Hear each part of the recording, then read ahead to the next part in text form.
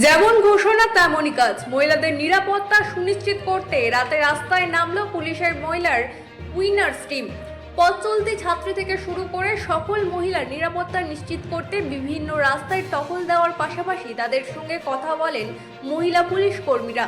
তাদের মনোবল বাড়ানোর পাশাপাশি কোনো সমস্যা বা বিপদের সম্মুখীন হলে সঙ্গে সঙ্গে 100 নম্বরে ফোন করে মহিলা উইনার্স টিমকে বিষয়টি জানানোর পরামর্শ দেওয়া হয়। এই উদ্যোগে সীমান্ত লাগোয়া স্বরূপনগরের ছাত্রী থেকে শুরু করে মহিলাদের মধ্যে কিছুটা হলেও স্বস্তি ফিরেছে। বিজেপি সরকার গঠনের পর মুখ্যমন্ত্রী শুভেন্দু অধিকারী ঘোষণা করেছিলেন মহিলাদের নিরাপত্তা সুনিশ্চিত করা হবে। সেই ঘোষণা অনুযায়ী পুলিশের উইনার্স টিম মহিলাদের নিরাপত্তা দিতে রাস্তায় নেমেছে। ভারত বাংলাদেশ সীমান্তবর্তী স্বরূপনগরের বিভিন্ন এলাকায় রাতে এই টহলদারি চালাতে দেখা যায় মহিলা উইনার্স টিমকে। পুলিশের এই উদ্যোগে রীতিমতো খুশি স্থানীয় ছাত্রী থেকে শুরু করে মহিলারা। ব্যুরো রিপোর্ট, রাত-দিন নিউজ নেটওয়ার্ক।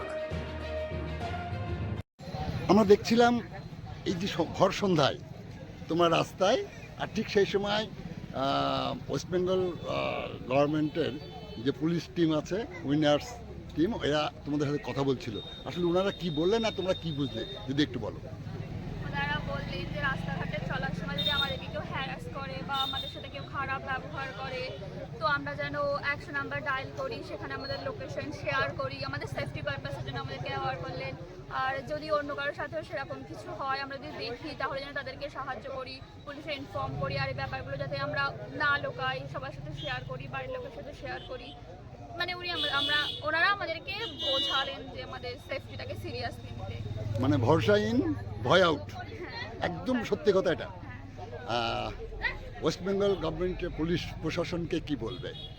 ধন্যবাদ আমাদের জন্য এই পদক্ষেপটা নেওয়ার জন্য, আমাদের সেফটিটাকে সিরিয়াসলি নেওয়ার জন্য। এটাই বলবো আর কি। ধন্যবাদ তোমাকে। তোমার নাম পরিচয় বলবে? আমার নাম কৃষ্ণা মণ্ডল, আমি স্বরূপনগর ব্লকের বাসিন্দা। আমার গ্রাম জিলাপুকুর। আমি এখন 3rd ইয়ার কমপ্লিট করে 4th ইয়ারে উঠলাম। আমি যাদবপুর ইউনিভার্সিটিতে পড়াশোনা করি।